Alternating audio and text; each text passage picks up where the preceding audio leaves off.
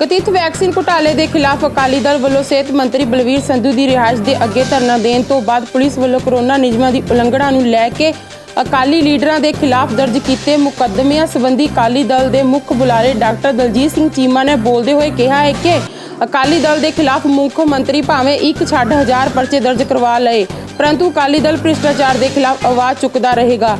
इस तो अलावा उन्होंने केंद्र और पंजाब सरकार के उस फैसले ते भी तंज कसिया जिस दे तहत केंद्र सरकार वालों पंजाब नूं गुड गवर्नेंस विच पहला स्थान दिता गया। इस मौके ते डॉक्टर दलजीत सिंह चीमा ने होर की कुछ किया तुसी आप ही सुन लो।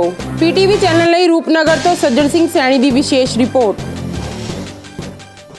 चीमा साहब वैक्सीन घोटाले नूं लैके जिहड़ा हैगा धरना दिता गया सीगा, परचे भी दर्ज किए गए अकाली दल दे उत्ते, की कहना चाहते इस नूं लैके की घोटाला जिहड़ा हैगा सामने निकल आया? कांग्रेस सरकार परचा दर्ज करके ये साबित करना चाहती है कि जे तुसी करप्शन दे आवाज़ साडी खिलाफ उठाओगे असीं तुहाडे ते परचा दर्ज कर असीं इहनूं चैलेंज के तौर के उत्ते लैंदे हां कि करप्शन के अगेंस्ट आवाज़ उठेगी तुसी एक छड्ड के भावें 1000 परचा कर। और मुख्यमंत्री साहब ने आप हुक्म दे के परचा दर्ज कराया, इसका मतलब है कि उन्होंने भी जड़ा हिलियां कि काम कला बलबीर सिंह सिद्धू तक नहीं मुख्यमंत्री दफ्तर तक पहुंचा हुआ, नहीं तो एक संकेतक धरना सीनियर लीडरशिप दे रही है, कोई उत्थे किसी तरह का कोई बादमनी नहीं पैदा की गई, खुली थान के उत्ते धरना दिता गया, कोई किते भन तोड़ नहीं हुई, किसी तरह का कोई होर शोर शराबा नहीं किया गया हालातों के मुताबिक। तो सरकार को धन्यवाद करना चाहिए सी कि डेमोक्रेटिक तरीके के नाल पूरियां गल्लां दा ध्यान रख के सेहत का ध्यान रख के काम किया गया, पर उल्टा मुख्यमंत्री साहब के देश है कि फटाफट परचा कर, क्योंकि करप्शन कल्ली वैक्सीन तक सीमित नहीं है। पहला तो वैक्सीन के विच मुनाफाखोरी का जी स्कैंडल होया, फिर हुण केंद्र सरकार कह रही है कि 11 लाख तो वध डोजेज दित्तियां हैं, तो जिहड़े साडे सेहत मंत्री साहब कहते भी किते मिसमैच है, इन्नी तो आई नहीं। हुण शंभू बैरीयर तो अगे गैर किते हुई है, ये हुण नवां स्कैंडल शुरू हो जाना। नाल ही फतेह किट जिहड़ियां खरीदियां सी उहदे च बड़ा वड्डा जिहड़ा करप्शन का स्कैंडल निकला, इस करके स्कैंडल तो कई निकले। लोकी जिहड़े हैगे आ वो बीमारी दे नाल जिहड़े लड़ रहे हैं, सरकार जिहड़ी है वो करप्शन वाले पासे तुरी हुई है। कदी शराब ब्लैक च बेची जाती है, शराब दीयां नजायज़ फैक्ट्रियां चलाईयां जांदियां, घर घर शराब की डिलीवरी की जाती है, लोगों दीयां दुकानां बंद करा के ठेके रात नूं खुले रखे जाते हैं मंत्रियों के। इस करके इन्हों लगता है कि जे हुण आवाज़ उठन लग गई तो ये तो कई कुछ ज़ाहिर होएगा, तां करके परचे शुरू करने, पर परचियां दे नाल कभी भी जी आवाज़ डेमोक्रेसी के विच दबदी। पहला तो वैक्सीन जो कहा सी 400 रुपये जी प्रधानमंत्री मोदी ने ऐलान किया भी सारे सूबे में जी मुफ्त दवाई जी 18+ साल दी जाऊगी कोरोना वैक्सीन, किवें देखदे इस बयान? देखो प्रधानमंत्री जी का जो फैसला है वो देरी नाल लिया गया दुरुस्त फैसला। पहले दिन ये चाहिए सी कि इत्थे स्टेटां दी पेशेंस चैक करन दी जां खजाना चैक करन दी जां कैपेसिटी चैक करन दी लोड़ नहीं सी। जिम्मेवारी पहले दिन ही केंद्र सरकार नूं अपने दिन जिवें बाकी नैशनल प्रोग्राम चलते हैं इम्यूनाइजेशन के, इस तरीके ही इस महामारी दे विच भी केंद्र नूं पहले दिन खरीद के स्टेटां नूं देनी चाहिए सी। उन्हां दा गलत सी काम कि स्टेटां आप पैसे दे के खरीदन। इस तरीके महामारी दे विच उन्होंने अपनी जिम्मेवारी तो पिछे नहीं सी भजना चाहिए, पर अच्छा हो गया प्रधानमंत्री जी ने दोबारा सोचा, बहुत अच्छा किया, मैं उन्होंने धन्यवाद करदा कि ये हुण जिहड़ा फैसला लिया ये ठीक फैसला। आ स्टेटां दा हाल देख लिया इन्होंने कि साडे चोर बजारी शुरू हो गई, इस करके वो खरीदी के मुफ्त दी जाए। जिन्नी वैक्सीन छेती लगेगी उन्ना ही साडा नेशन का पैसा बचेगा, स्टेटां का पैसा बचेगा, कि महामारी रुकेगी तो जिहड़े बाकी खर्चे ने वो कटणगे। कोरोना किट्टां की गल की है तुसीं, किवें जिहड़ा हैगा पहला 800 वाली समथिंग किट सी वो 3 वारी टेंडर करके 1300 समथिंग दी होगी, तो उहदे च भी कई आशा वर्करां की शिकायतां बहुत आईयां कि ऑक्सीमीटर जिहड़े बड़े घटिया क्वालिटी के चलदे ही नहीं हैगे, किवें देखदे? देखो दो तरह के स्कैंडल है, एक तो क्वालिटी जिहड़ियां चीज़ां खरीदियां गईयां वो बहुत घटिया सी, उहदे मुताबिक जिहड़े रेट लाए सी वो बहुत चंगियां चीज़ां ते लाए गए सी, जिहड़ियां सप्लाई कीतियां गईयां वो बहुत घटिया सी। एक तो वो स्कैंडल है। दूजा ये है कि जदों एक बारी तुसी टेंडर किया महामारी के किसी तरीक का और वो सही रेट ते टेंडर तुसी कर दिया, तो जे दोबारा खरीदण की लोड़ है तो टेंडर के विच प्रोविजन सी भी तुसी अपना ऑर्डर वधा के उस कंपनी को दे सकते, जो सप्लाई करने तैयार है।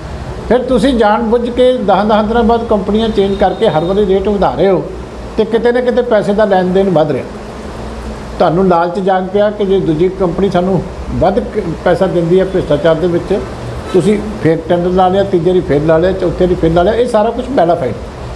ਇਹਦੀ ਇਨਕੁਆਇਰੀ ਪ੍ਰੋਪਰ ਹੋਣੀ ਚਾਹੀਦੀ ਹੈ ਔਰ ਜਿਹੜੇ ਵੀ ਇਹਦੇ 'ਚ ਦੋਸ਼ੀ ਹੈ ਉਹ ਜਿਹੜੀ ਸਜ਼ਾ ਮਿਲਣੀ ਚਾਹੀਦੀ। ਪਰ ਇਨਕੁਆਇਰੀ ਦਾ ਫਾਇਦਾ ਤਾਂ ਹੈ ਜੇ ਪਹਿਲਾਂ ਸਿਹਤ ਮੰਤਰੀ ਨੂੰ ਹਟਾਓਗੇ। ਜੇ ਸਿਹਤ ਮੰਤਰੀ ਦੀ ਸਾਰੀ ਸਰਪ੍ਰਸਤੀ ਹੈ ਤੇ ਉਹ ਉੱਥੇ ਬੈਠਾ, ਫਿਰ ਇਨਕੁਆਇਰੀ ਦਾ ਵੀ ਕੋਈ ਮੈਡਮ ਨਹੀਂ ਰਹੇਗਾ। ਤੇ ਉਹੀ ਟੈਂਡਰ ਦੀ ਗੱਲ ਕਰਦੇ 800 ਸਮਥਿੰਗ ਦਾ ਟੈਂਡਰ ਸੀ, ਉਹਦੇ ਬਾਵਜੂਦ ਜਿਹੜੀ ਕਿ 945 ਦੇ ਨਾਲ ਬ੍ਰੇਕ ਕੀਤਾ ਗਿਆ ਕਿੱਟ ਦਾ, ਉਹਨੂੰ ਕਿਵੇਂ ਦੇਖਦੇ ਹੋ ਤੁਸੀਂ? ਮੈਂ ਕਹਿੰਦਾ ਇਹੀ ਤੇ ਭ੍ਰਿਸ਼ਟਾਚਾਰ ਤਾਂ ਇਹਦੇ 'ਚ ਤਾਂ ਨੰਗਾ ਚਿੱਟਾ ਭ੍ਰਿਸ਼ਟਾਚਾਰ ਨਜ਼ਰ ਆਉਂਦਾ। ਤੁਸੀਂ ਤਾਂ ਸਗੋਂ ਟੈਂਡਰ ਤੋਂ ਬਾਅਦ ਕੋਈ ਥੋੜ੍ਹਾ ਬਹੁਤਾ ਵਿੱਚ ਵੜ ਕੇ ਘਟਾਓਗੇ ਤਾਂ ਫਿਰ ਤਾਂ ਚੰਗੀ ਗੱਲ ਹੈ। ਤੁਸੀਂ ਟੈਂਡਰ ਦੇ ਉੱਤੇ ਫਿਰ ਵਧਾ ਕੇ ਦੇ ਰਹੇ ਹੋ, ਕੋਈ ਕਾਰਨ ਤਾਂ ਨਹੀਂ ਹੋਣਾ ਚਾਹੀਦਾ।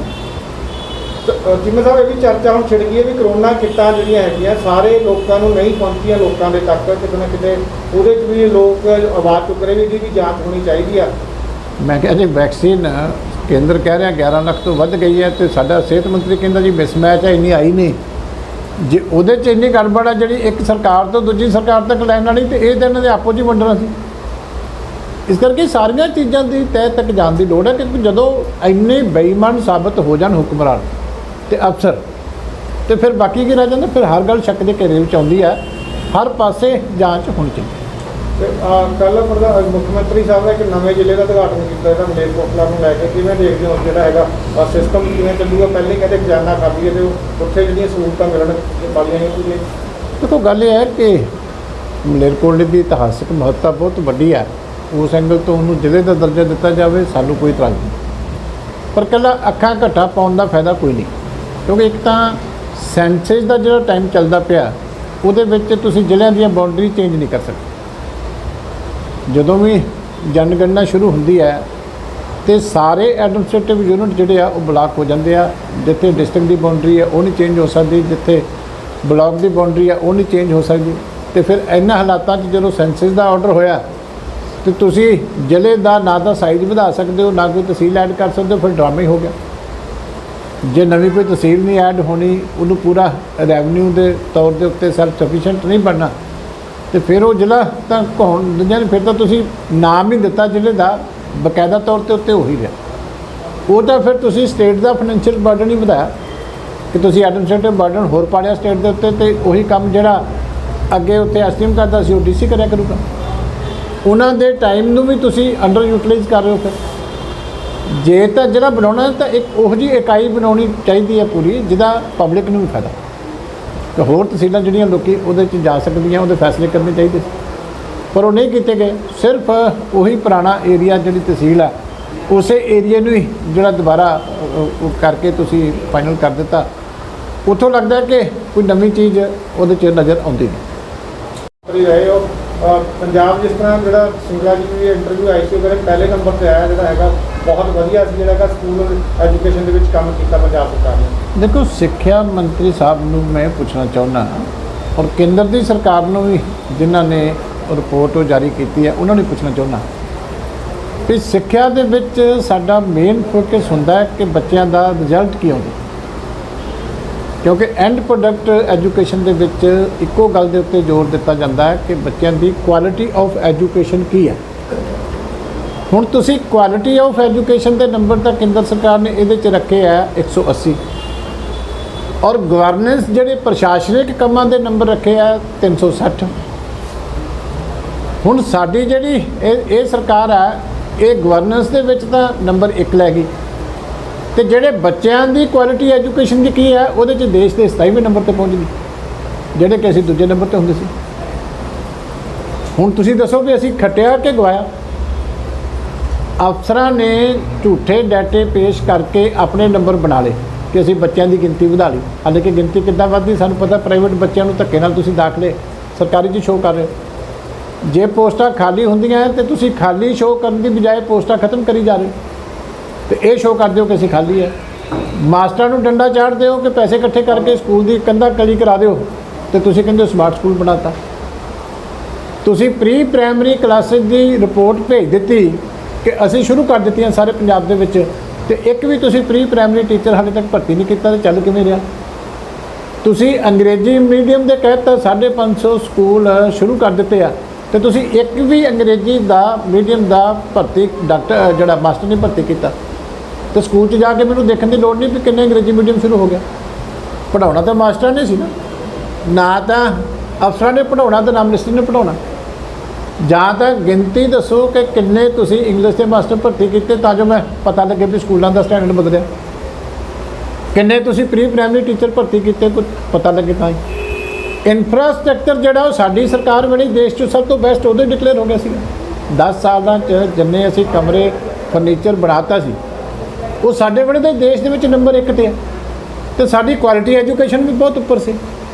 ਤੇ ਤੁਸੀਂ ਕੁਆਲਿਟੀ ਐਜੂਕੇਸ਼ਨ ਦੇ ਵਿੱਚ ਹੁਣ 27ਵੇਂ ਨੰਬਰ ਤੇ ਪਹੁੰਚ ਗਏ। ਹੁਣ ਇਹਦੋਂ ਪਿੱਛੇ ਨੰਬਰ ਕਿਹੜਾ ਰਹਿ ਗਿਆ? ਬਿਹਾਰ ਸਾਡੇ ਤੋਂ ਅੱਗੇ ਚਲਾ ਗਿਆ, ਹਰਿਆਣਾ ਕੁਆਲਿਟੀ ਐਜੂਕੇਸ਼ਨ 'ਚ ਸਾਡੇ ਤੋਂ ਅੱਗੇ, ਹਿਮਾਚਲ ਸਾਡੇ ਤੋਂ ਅੱਗੇ, JNK ਸਾਡੇ ਤੋਂ ਅੱਗੇ, ਚੰਡੀਗੜ੍ਹ ਸਾਡੇ ਤੋਂ ਅੱਗੇ, ਰਾਜਸਥਾਨ ਸਭ ਤੋਂ ਅੱਗੇ, ਤੇ ਪੰਜਾਬ ਕਿੱਥੇ ਚਲਾ ਗਿਆ?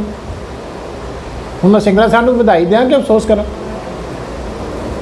ਵੀ ਬੱਚਿਆਂ ਦੀ ਪੜ੍ਹਾਈ 27ਵੇਂ ਨੰਬਰ ਤੇ ਦੇਸ਼ ਤੇ ਪਹੁੰਚ ਗਈ, ਤੇ ਗਵਰਨੈਂਸ ਦੇ ਵਿੱਚ ਪੰਜਾਬ ਪਹਿਲੇ ਨੰਬਰ ਤੇ। ਆਹ ਡਾਟੇ ਪੇਸ਼ ਕਰਨ ਦੇ ਵਿੱਚ ਤੇ ਗਵਰਨੈਂਸ ਨੂੰ ਕਿਸੇ ਨੇ ਚੱਟਣਾ। ਔਰ ਦੇਸ਼ ਦੀ ਸਰਕਾਰ ਨੂੰ ਵੀ ਸੋਚਣਾ ਚਾਹੀਦਾ ਹੈ ਕਿ ਜਿਸ ਸੂਬੇ ਦੇ ਵਿੱਚ ਬੱਚੇ ਵੱਧ ਪੜ੍ਹ ਰਹੇ ਆ, ਕੁਆਲਿਟੀ ਐਜੂਕੇਸ਼ਨ ਬੈਟਰ ਹੈ, ਤੁਸੀਂ ਉਹਨੂੰ ਗਵਰਨੈਂਸ ਨੂੰ ਮਾੜਾ ਕਹਿ ਰਹੇ ਹੋ। ਤੇ ਜਿਸ ਸੂਬੇ ਦੇ ਵਿੱਚ ਬੱਚੇ 27ਵੇਂ ਦੇਸ਼ ਦੇ ਵਿੱਚ ਹਿੱਸੇ 'ਤੇ ਪਹੁੰਚੇ ਆ, ਉਹਦੀ ਗਵਰਨੈਂਸ ਨੂੰ ਚੰਗਾ ਕਹਿ ਰਹੇ ਹੋ। ਸਾਨੂੰ ਫਿਰ ਮਾੜੀ ਗਵਰਨੈਂਸ ਦਾ ਫਾਇਦਾ ਕਿ ਚੰਗੀ ਦਾ? ਗਵਰਨੈਂਸ ਦੇ ਮਾਪਦੰਡ ਬੱਚਿਆਂ ਦੇ ਐਜੂਕੇਸ਼ਨ ਦੇ ਮੁਤਾਬਕ ਕਰੋ ਕਿ ਇਕੱਲਾ ਕੰਧਾਂ ਪੇਂਟ ਕਰਨ ਨੂੰ ਗਵਰਨੈਂਸ, ਤੇ ਜੇ ਜਿਹੜੀ ਸਟੇਟ ਚੰਗੇ ਪੜ੍ਹਾਈ ਜਾਵੇ, ਸਾਡੇ ਵੱਲੋਂ ਭਾਵੇਂ ਪੁੰਜੇ ਬਿਠਾ ਕੇ ਪੜ੍ਹਾਈ ਜਾਓ, ਬੱਚਿਆਂ ਨੂੰ ਐਜੂਕੇਸ਼ਨ ਤਾਂ ਠੀਕ ਦਿਓ। ਰੌਲਾ ਐਜੂਕੇਸ਼ਨ ਦਾ, ਨਾ ਕਿ ਦਿਖਾਵੇ ਦਾ। ਤੁਸੀਂ ਕੰਪੀਟੀਸ਼ਨਾਂ 'ਚ ਪਏ ਹੋ ਪ੍ਰਾਈਵੇਟ ਸਕੂਲਾਂ ਦੇ, ਇਸ ਕਰਕੇ ਕੁਆਲਿਟੀ ਵਾਲੇ ਪਾਸੇ ਕੇਂਦਰ ਸਰਕਾਰ ਨੂੰ ਧਿਆਨ ਦੇਣਾ ਚਾਹੀਦਾ ਸੀ। ਕੇਂਦਰ ਸਰਕਾਰ ਦੀ ਵੀ ਆਦਤ ਬਣ ਗਈ ਫੋਕੇ ਨੰਬਰ ਬਣਾਉਣ ਦੀ, ਕਿਉਂਕਿ ਮੋਦੀ ਸਾਹਿਬ ਨੇ ਵੀ ਅੰਕੜਾ ਪੇਸ਼ ਕਰਨਾ ਹੁੰਦਾ ਕਿ ਪਿਛਲੇ ਸਾਲਾਂ ਨਾਲੋਂ ਅਸੀਂ ਇੰਨੇ % ਵੱਧ ਗਏ। ਉਹਨਾਂ ਨੇ ਸਟੇਟਾਂ ਕੋਲੋਂ ਝੂਠੇ ਅੰਕੜੇ ਲੈ ਲਏ, ਸਾਡੇ ਵਰਗੀਆਂ ਸਟੇਟਾਂ ਨੂੰ ਝੂਠੇ ਅੰਕੜੇ ਦੇ ਦਿੱਤੇ। ਉਹਨਾਂ ਦਾ ਨੈਸ਼ਨਲ ਲੈਵਲ ਵੱਧ ਗਿਆ, ਸਾਡਾ ਸਟੇਟ ਦਾ ਵੱਧ ਗਿਆ, ਬੱਚੇ ਸਾਡੇ 27ਵੇਂ ਨੰਬਰ 'ਤੇ। ਹੁਣ ਦੱਸੋ ਅਸੀਂ ਖੱਟਿਆ ਕੀ ਤੇ ਗਵਾਇਆ ਕੀ? ਜਿਵੇਂ ਸਭ ਐਜੂਕੇਸ਼ਨ ਮਿਨਿਸਟਰ ਰਹੇ ਹੋ, ਜਿਵੇਂ ਸਰਕਾਰ ਵੱਲੋਂ ਫੈਸਲਾ ਕੀਤਾ ਗਿਆ +2 ਦੇ ਬੱਚਿਆਂ ਨੂੰ ਬਿਨਾਂ ਪੇਪਰ ਲਿਖਤੇ ਪ੍ਰਮੋਟ ਕਰਨ ਦਾ, ਕਿਵੇਂ ਦੇਖਦੇ ਇਸ ਚੀਜ਼ ਨੂੰ ਕਿ ਅੱਗੇ ਜਾ ਕੇ ਉਹ ਜਿਹੜਾ ਹੈਗਾ ਦੂਜੇ ਬੱਚਿਆਂ ਦਾ ਵਿਦੇਸ਼ਾਂ ਵਿੱਚ ਜਾ ਕੇ ਮੁਕਾਬਲਾ ਕਰ ਪਾਉਣਗੇ? ਦੇਖੋ, ਸਾਡੀ ਗਵਰਨੈਂਸ ਤਾਂ ਇੱਥੇ ਹੀ ਫਸਟ ਹੈ। ਸਾਡੇ ਅਫਸਰਾਂ ਨੇ 100% ਨਤੀਜਾ 10ਵੀਂ ਦਾ ਕੱਢਤਾ। ਸਾਰੀ ਦੁਨੀਆ ਇਹ ਮੰਨਦੀ ਹੈ ਕਿ ਆਨਲਾਈਨ ਟੀਚਿੰਗ ਕਾਮਯਾਬ ਨਹੀਂ ਹੋ ਸਕਦੀ, ਕਿਉਂਕਿ ਅੱਧੇ ਬੱਚਿਆਂ ਕੋਲ ਤਾਂ ਘਰਾਂ ਦੇ ਵਿੱਚ ਆਨਲਾਈਨ ਟੀਚਿੰਗ ਦਾ ਪ੍ਰਬੰਧ ਨਹੀਂ ਹੈਗਾ, ਗਰੀਬ ਬੱਚਿਆਂ ਕੋਲ ਫੋਨ ਨਹੀਂ ਹੈਗੇ। ਸਾਰੇ ਤੁਸੀਂ ਮੰਨਦੇ ਹੋ ਕਿ ਸਾਰੇ ਥਾਵਾਂ 'ਤੇ ਇੰਟਰਨੈਟ ਨਹੀਂ ਹੈਗੇ। ਅੱਜ ਤਾਂ ਚਲੇ ਜਾਓ ਕੰਢੀ ਦੇ ਏਰੀਏ 'ਚ, ਕਿੰਨੇ ਪਿੰਡਾਂ 'ਚ ਇੰਟਰਨੈਟ ਚੱਲਦਾ? ਨਾ ਪਿੰਡਾਂ 'ਚ ਇੰਟਰਨੈਟ, ਇਹ ਵੀ ਅਸੀਂ ਮੰਨਦੇ ਹਾਂ, ਨਾ ਸਾਰੇ ਬੱਚਿਆਂ ਕੋਲ ਫੋਨ, ਇਹ ਵੀ ਅਸੀਂ ਮੰਨਦੇ ਹਾਂ, ਤੇ ਰਿਜ਼ਲਟ ਸਾਡਾ 100%।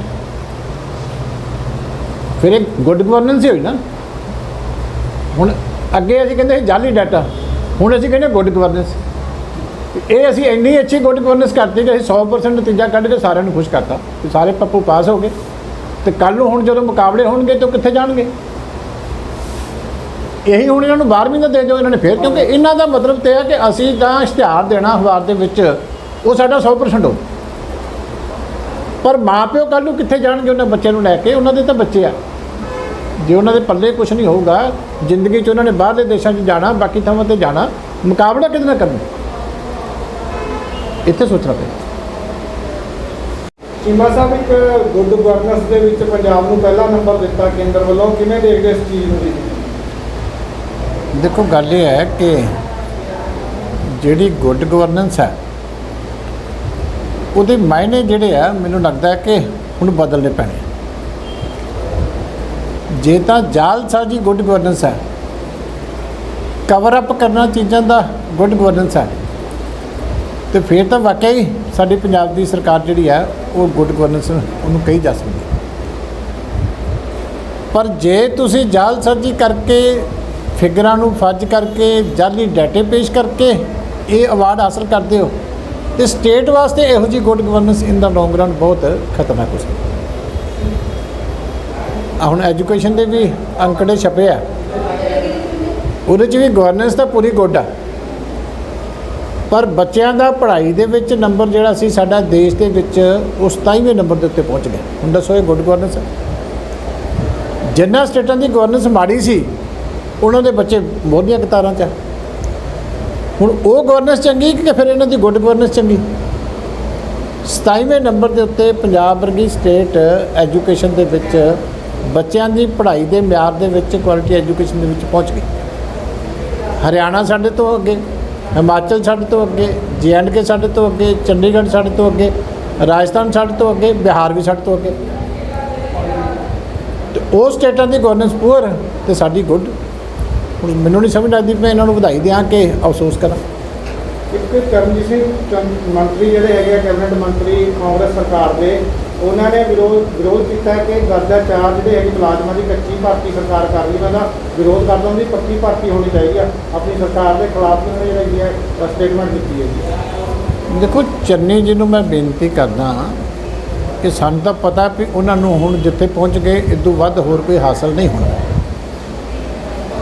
ਪਰ ਫਿਰ ਵੀ ਮੰਤਰੀ ਦੇ ਪਦ ਦੇ ਉੱਤੇ ਬਹਿ ਕੇ ਇਹ ਕਹੀ ਜਾਣਾ ਕਿ ਮੈਂ ਸਫਾਈ ਸੇਵਕਾਂ ਦੇ ਹੱਕ ਚਾਂ ਤੇ ਉਹਦੀ ਗੱਲ ਨਾ ਸੁਣੇ, ਇਹ ਬਹੁਤ ਅਹੁਦੇ ਨੂੰ ਸੱਟ ਵੱਜਦੀ। ਇਸ ਕਰਕੇ ਜੇ ਭਲਾ ਕਰਦੇ ਨੇ ਤੇ ਆਪ ਵੀ ਨਾਲ ਜਿਹੜਾ ਹੈਗਾ ਉਹਨਾਂ ਦੀਆਂ ਅਸੀਸਾਂ ਖੱਟ ਲੈਣ, 2 ਲੈਣਾ ਅਸਤੀਫਾ ਦੇ ਦੇਣ ਇਸ ਇਸ਼ੂ ਦੇ ਉੱਤੇ, ਤੇ ਮੈਂ ਸਮਝਦਾ ਉਹਨਾਂ ਦਾ ਬਹੁਤ ਵੱਡਾ ਭਲਾ। ਕਿਉਂਕਿ ਇੱਕ ਤਾਂ ਅਹੁਦੇ ਦੀ ਮਰਿਆਦਾ ਕਾਇਮ ਰਹਿ ਜਾਏਗੀ, ਕਿਉਂਕਿ ਜੇ ਤੁਸੀਂ ਬੈਠੇ ਹੋ ਤੁਹਾਡੀ ਸੁਣਦਾ ਹੀ ਕੋਈ ਨਹੀਂ, ਤੇ ਉਹ ਜਿਹੇ ਅਹੁਦੇ ਨੂੰ ਰੱਖ ਕੇ ਕੀ ਕਰਨਾ। 6 ਮਹੀਨੇ ਬਾਅਦ ਤੁਹਾਨੂੰ ਲੋਕਾਂ ਨੇ ਲਾ ਦੇਣਾ, ਇਹ ਮੈਂ ਗਰੰਟੀ ਦੇ ਦੇਣਾ, ਤੇ ਫਿਰ ਵੀ ਲੱਥਣਾ ਹੀ ਹੈ, ਇੱਜ਼ਤ ਨਾਲ ਲੱਥ ਜਾਓ।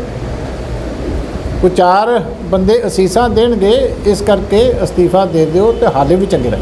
ਪੰਜਾਬ ਵਿਧਾਨ ਸਭਾ ਦੇ ਸਪੀਕਰ ਜਿਹੜੇ ਹੈਗੇ ਸਫਾਈ ਸੇਵਕਾਂ ਦੇ, ਉਹਨਾਂ ਨੇ ਨਾਲ ਹੋਣ ਦੀ ਗੱਲ ਕਹੀ। ਉਹਨਾਂ ਨੇ ਕਿਹਾ ਕਿ ਹਾਂ ਮੰਗਾਂ ਜਾਇਜ਼ ਹੈਗੀਆਂ, ਤੇ ਉੱਥੇ ਜਾ ਕੇ ਬੈਠ ਕੇ ਗੱਲਬਾਤ ਕਰਕੇ ਇਹਨਾਂ ਗੱਲ ਕਰੀ। ਦੇਖੋ, ਗੱਲ ਇਹ ਹੈ ਕਿ ਸਪੀਕਰ ਸਾਹਿਬ ਬੜਾ ਵੱਡਾ ਸੂਬੇ ਦਾ ਵਕਾਰੀ ਅਹੁਦਾ ਹੁੰਦਾ। ਮੁੱਖ ਮੰਤਰੀ ਸਾਹਿਬ ਨੂੰ ਵੀ ਉੱਥੇ ਬੈਠਣ ਲੱਗਿਆਂ ਪਹਿਲਾਂ ਨਮਸਕਾਰ ਕਰਨੀ ਪੈਂਦੀ। ਇਸ ਕਰਕੇ ਸਪੀਕਰ ਸਾਹਿਬ ਨੂੰ ਮੇਰੀ ਬੇਨਤੀ ਹੈ ਕਿ ਆਪਣੀ ਤਾਕਤ ਦੀ ਵਰਤੋਂ ਕਰੋ। ਹੁਕਮ ਕਾਫੀ ਹੁੰਦਾ ਸਪੀਕਰ ਦਾ, ਇਹ ਧਰਨਿਆਂ ਤੇ ਜਾ ਕੇ ਬਹਿ ਕੇ ਇੱਦਾਂ ਵਾਹਵਾ ਨਹੀਂ ਖੱਟੀ ਜਾਣੀ। ਹੁਕਮ ਕਰ ਦਿਓ ਚੱਜ ਨਾਲ ਤੇ ਉਹਨਾਂ ਦਾ ਭਲਾ ਹੋ ਜਾਵੇ। ਚੀਮਾ ਸਾਹਿਬ, ਅੱਜ ਹਰ ਜਿਹੜੇ ਮੁਲਾਜ਼ਮ ਅੱਜ ਦੇ ਸਾਰੇ ਵਰਗ ਸਰਕਾਰ ਦੇ ਖਿਲਾਫ ਧਰਨਿਆਂ ਦੇ ਉੱਤੇ ਬੈਠੇ ਰਹੇ। ਸਿਹਤ ਮੁਲਾਜ਼ਮ, ਸਿੱਖਿਆ ਹੋ ਗਏ, ਤੇ ਆਮ ਜਿਹੜੇ ਹੈਗੇ ਸਰਕਾਰੀ ਦਫ਼ਤਰ, DC ਦਫ਼ਤਰ ਹੋ ਗਏ। ਕਿਵੇਂ ਦੇਖਦੇ ਹੋ ਸਰਕਾਰ ਨੂੰ ਇੱਕ ਨੰਬਰ ਦਾ ਜਿਹੜਾ ਹੈਗਾ ਮਿਲ ਰਿਹਾ ਅਵਾਰਡ ਗੁੱਡ ਗਵਰਨੈਂਸ ਦਾ, ਤੇ ਦੂਜੇ ਪਾਸੇ ਪੂਰੇ ਪੰਜਾਬ ਦੇ ਮੁਲਾਜ਼ਮ ਜਥੇਬੰਦੀਆਂ ਧਰਨੇ ਦੇ ਜੀ, ਕਿਵੇਂ ਦੇਖਦੇ ਹੋ? ਦੇਖੋ, ਸਾਡੇ ਕੰਪੀਟੀਸ਼ਨ ਹੀ ਧਰਨਿਆਂ ਦਾ ਚੱਲ ਰਿਹਾ, ਸਾਡੀ ਸਰਕਾਰ ਹੀ ਧਰਨੇ ਤੇ ਆ। ਤੁਸੀਂ ਦੱਸੋ 4.5 ਸਾਲਾਂ ਦੇ ਵਿੱਚ ਸਾਡੀ ਸਰਕਾਰ ਨੇ ਕੋਈ ਕੰਮ ਕੀਤਾ ਹੋਵੇ, ਕਿਤੇ ਸਰਕਾਰ ਨਜ਼ਰ ਆਈ ਹੋਵੇ? ਸਾਡੀ ਸਰਕਾਰ ਹੀ ਉੱਥੇ ਫੋਰੈਸਟ ਦੇ ਵਿੱਚ ਧਰਨੇ ਤੇ, ਤਾਂ ਹੀ ਗੁੱਡ ਗਵਰਨੈਂਸ 1 ਨੰਬਰ ਤੇ ਆਈ, ਕਿਉਂਕਿ ਕੰਪੀਟੀਸ਼ਨ ਹੀ ਧਰਨਿਆਂ ਦਾ ਚੱਲ ਰਿਹਾ। ਤੇ ਸਭ ਤੋਂ ਵੱਡਾ ਧਰਨਾ ਸਰਕਾਰ ਨੇ ਲਾਇਆ, ਉਹ ਨਿਕਲੇ ਨਹੀਂ ਬਾਹਰ। ਜਿਸ ਦਿਨ ਦੀ ਸਹੁੰ ਚੁੱਕੀ ਹੈ ਉਦੋਂ ਦੇ ਧਰਨੇ ਤੇ ਹੈ, ਤੇ ਇਹੀ ਇਹਨਾਂ ਦੀ ਗੁੱਡ ਗਵਰਨੈਂਸ ਹੈ। ਆਪਸੀ ਕਲੇਸ਼ ਨੂੰ ਕਿਵੇਂ ਦੇਖਦੇ ਹੋ, ਜਿਹੜਾ ਹੈਗਾ ਹਾਲੇ ਤੱਕ ਉਹਦਾ ਕੋਈ ਜਿਹੜਾ ਇਹਦਾ ਹੱਲ ਨਹੀਂ ਹੋਇਆ, ਤੇ ਲਗਾਤਾਰ ਕਾਂਗਰਸ ਦੇ ਕੋਈ ਵੱਡੇ ਲੀਡਰ ਵੀ ਜਿਹੜੇ ਕਾਂਗਰਸ ਛੱਡ ਕੇ ਜਾ ਰਹੇ? ਦੇਖੋ, ਗੱਲ ਇਹ ਹੈ ਕਿ ਹੁਣ ਲੋਕਾਂ ਨੇ ਜੋ ਇਹਨਾਂ ਦੀ ਹਾਲਤ ਕਰਨੀ ਹੈ ਉਹਦੇ ਤੋਂ ਡਰਦੇ ਇਹ ਬਲੇਮ ਇੱਕ ਦੂਜੇ 'ਤੇ ਪਾਈ ਜਾਂਦੇ, ਕਿਉਂਕਿ ਗੁਟਕਾ ਸਾਹਿਬ ਹੱਥਾਂ 'ਚ ਫੜ ਕੇ ਸਹੁੰਆਂ ਖਾਣੀਆਂ ਫਿਰ ਉਹ ਤੋਂ ਮੁਕਰਨਾ, ਇਹ ਪੰਜਾਬ ਦੀ ਜਨਤਾ ਬਰਦਾਸ਼ਤ ਨਹੀਂ ਕਰਦੀ। ਇਸ ਕਰਕੇ ਹੁਣ ਸਮਾਂ ਨੇੜੇ ਆ ਗਿਆ। ਜਿਉਂ-ਜਿਉਂ ਲੋਕਾਂ ਦਾ ਉਹਨਾਂ ਨੂੰ ਬੇਚੈਨੀ ਜਿਹੜੀ ਹੈ ਉਹਦੀ ਸਮਝ ਪੈਂਦੀ ਹੈ, ਉਵੇਂ ਹੀ ਡੁੱਬਦੀ ਬੇੜੀ 'ਚੋਂ ਸਾਰੇ ਛਾਲਾਂ ਮਾਰਦੇ ਹੁੰਦੇ, ਹੁਣ ਸਾਰੇ ਭੱਜਣ ਨੂੰ ਫਿਰਦੇ।